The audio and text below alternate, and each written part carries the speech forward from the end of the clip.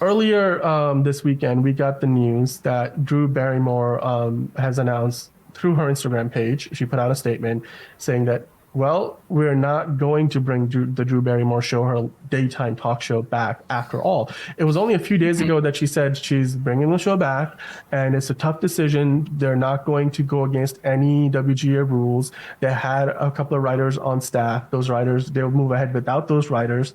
And she said that, this is greater than just herself. There's a lot of other jobs on the line from people who are working through other unions who are not on strike but can't work because all the shows and movies have stopped production. So she put out a statement today because she basically got attacked on social media, and then she's just been getting it from all angles, it seems like.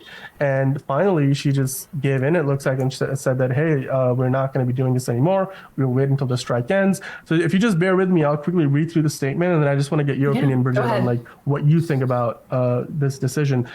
So she said on her Instagram account, she mentioned that let's see. Okay, I just lost track. Okay, so she said, I have listened to everyone and I'm making the decision to pause the show's premiere until the strike is over. I have no words to express my deepest apologies to anyone I have hurt, and of course to our incredible team who works on the show and has made it what it is today. And then she finished by saying, we really tried to find our way forward, and I truly hope for a resolution for the entire industry very soon. Now, just to kind of give you a little bit of context before you kind of give your opinion on this, Real Time with Bill Maher announced that they were going to come back during the week on HBO, and it's traditionally been a late night show that is very scripted. So people were wondering how exactly are they going to manage. And then the WGA had said publicly that they were going to picket the show when Drew Barrymore's show would restart. So that was probably leaning heavy on her mind. And then we also heard this weekend that The Talk, which is another daytime show, they also paused their plans for their season premiere. So it looks like this is having a knock-on effect. But like just the Drew Barrymore news alone, I mean, what do you think about this as somebody who's out in LA, who's probably seeing this happen in real time around you?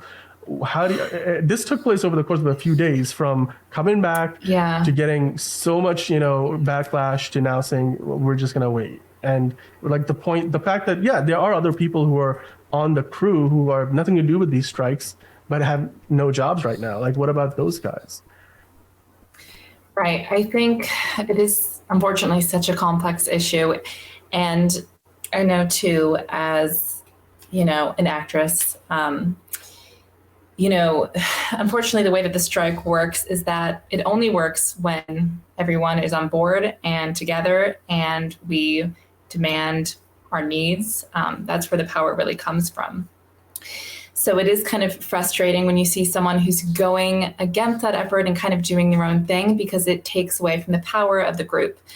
But at the same time, I'm not one to, be like, oh my gosh, Drew Barrymore is a horrible person, because at the same time, I can see the good intention in it as well. At a time where everyone is out of jobs right now, in her mind, she probably thinks, well, I'm giving people jobs right now. I'm helping to preserve their income right now, even if it's just for a select few people. So it can feel like you're helping people, but at the same time, if people still keep doing that, then it weakens the power of the group, and we won't get the accommodations that are being requested. It's just it only prolongs it further. So it really does take the power of everyone being on board.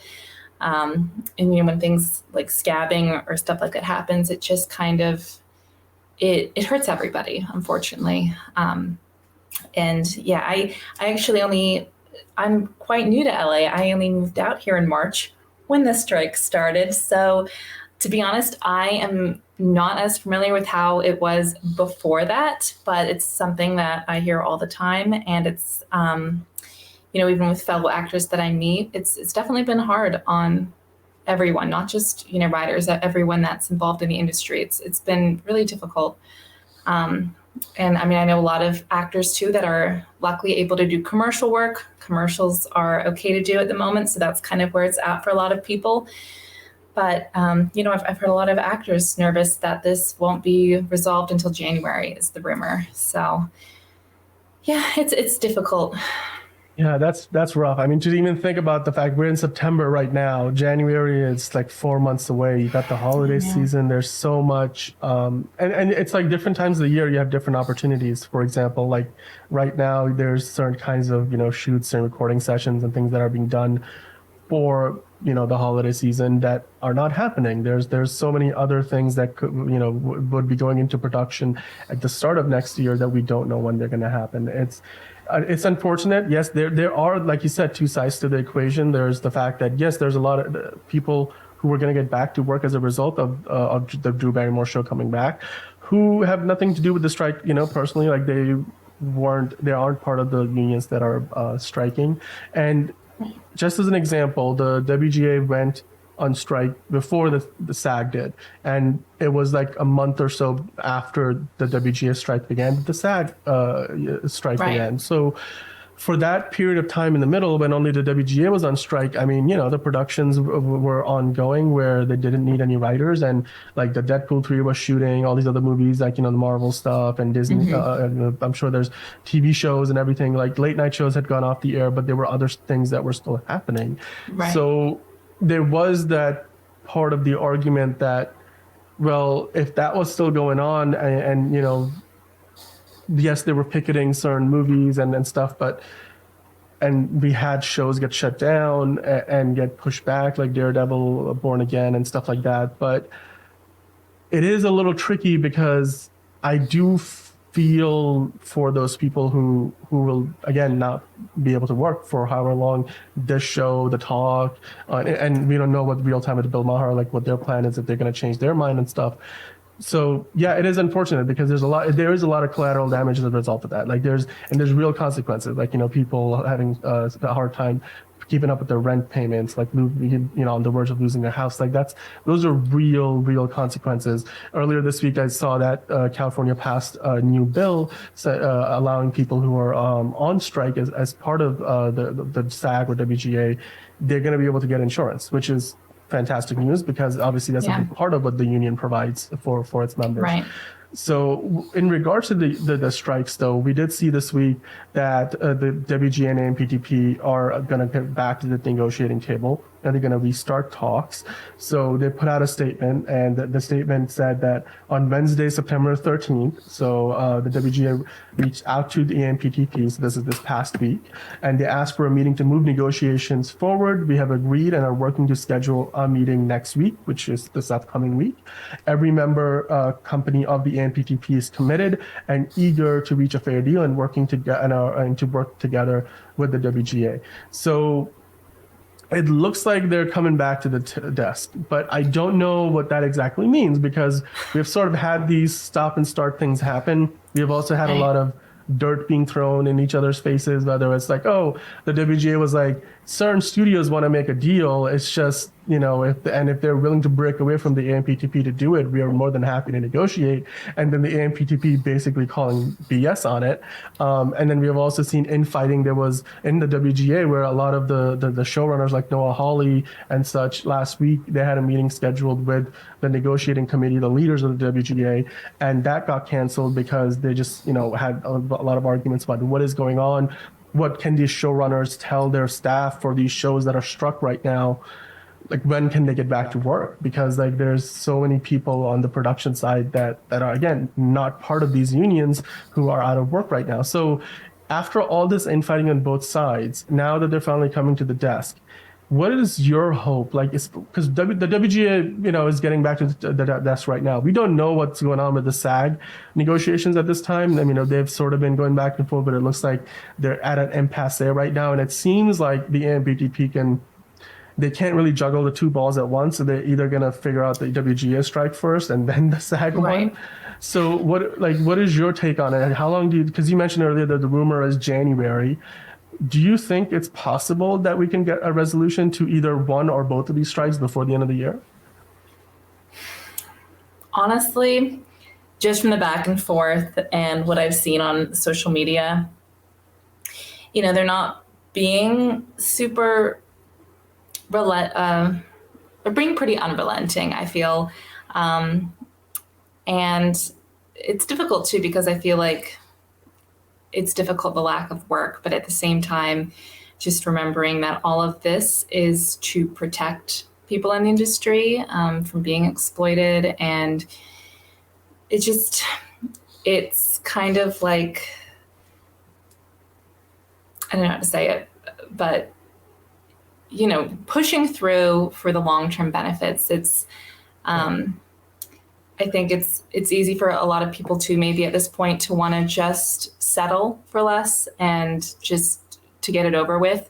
But I really am hoping that when they meet, that people will kind of stick to their guns and, you know, just remember what we entered this for, because we don't want to have to do this again in the next 10 years, you know, like hopefully. Well, yeah.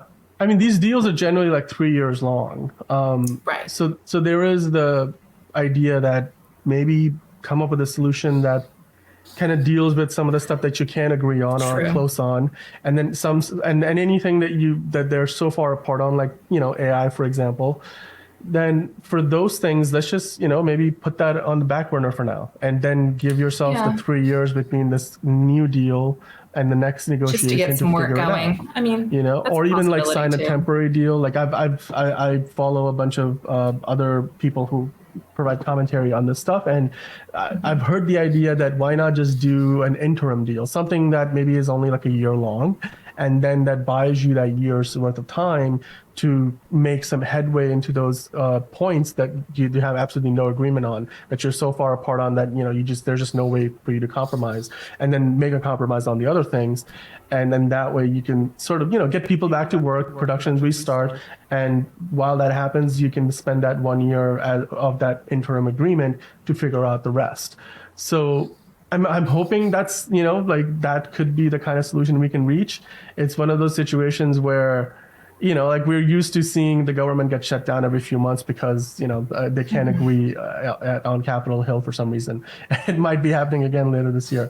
Who knows? Right. But like there's like some real consequences to these strikes happening in LA, because it's industry wide, and it's not just people in LA, it's people all over the world. Right. Any production that is a signatory with SAG or with the WGA, and certainly any studio or company or streaming service that's part of the AMPTP. So here's to hoping that they'll find a solution, because, you know, there's a lot of collateral damage, and that's not just, you know, the people who are not in those unions, but it's also collateral damage to people like Drew Barrymore, who took so much abuse on social media that I think was not entirely warranted. I mean, you know, like people almost took it personally, which I can see where some of that comes from. But like, let's not try to like do a character assassination on somebody if all they're trying to do is, you know, bring a show back to put a lot of people to work, and they're trying to follow the guidelines. That's my personal feeling. I mean, again, guys, let us know in the comments below what you feel